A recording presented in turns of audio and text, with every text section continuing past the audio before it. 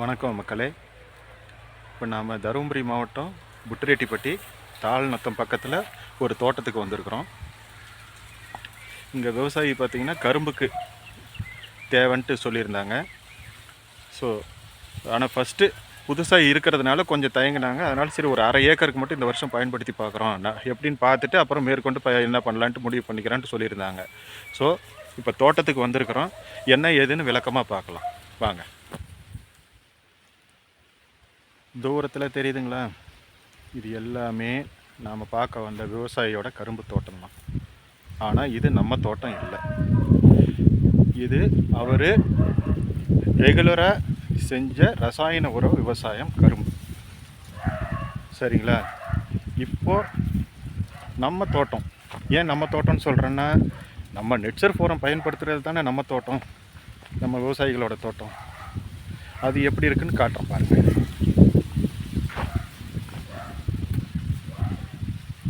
இதுதான் அவர் சோதனை முயற்சியை செஞ்சு பார்க்கலாம் அப்படின்னு நம்ம நெட்சர் உரங்களை, உயிர் உரங்களை பயன்படுத்தி விளைவிச்சிருக்கிற கரும்பு.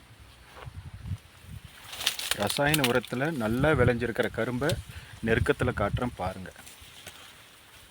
கரும்பு வளர்ந்துருக்குதே ஒழிய அந்த சோகையிலையோ கரும்பு தண்டுலேயோ ஒரு ஊக்கமே இல்லை.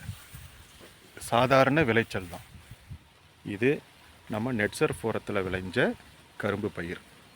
நல்லா பாருங்கள், ஒரு சோகையோட நீட்டமே, கரும்பு சோகையோட அகலம், அந்த நீட்டமே எவ்வளோ உயிர்ப்போடு இருக்குன்னு பாருங்கள். அந்த கருகருப்பு இதுதான் விளைச்சல் அப்படின்னு அடையாளம் காட்டுற மாதிரி வளர்ந்து நிற்கிது. சரி, இவ்வளோ தூரம் பார்த்தாச்சு. நல்ல விளைச்சல்னா கரும்பு எவ்வளோ உயரம், எத்தனை கணு வந்திருக்கிறது தானே அடையாளம். அதையும் பார்த்துடலாம். பாரு, ஏதோ ஒரு கரும்பு செலக்ட் பண்ணி எத்தனை கணு இருக்குன்னு என்ன பார்க்கலாம்.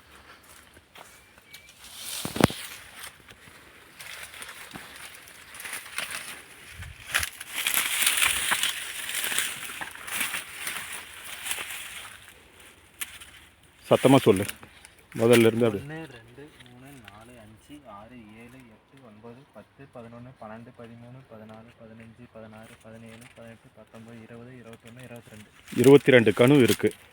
இது நட்டது தோராயமாக எந்த மாதம்? ஏப்ரல்னா April, May, June, July, August, September, October. 7 மாத வளர்ச்சியில் 22 கணு வந்திருக்கு. ஓ, நீங்களே அப்போ முடிவு பண்ணிக்கலாங்க, நமக்கு எந்த உரம் பயன்படுத்தினா இல்லை விவசாயத்திலேயே லாபம் எடுக்க முடியும் அப்படின்னு நம்பிக்கையோடு செய்கிறதுக்கு நீங்களே முடிவு பண்ணிக்கலாம்.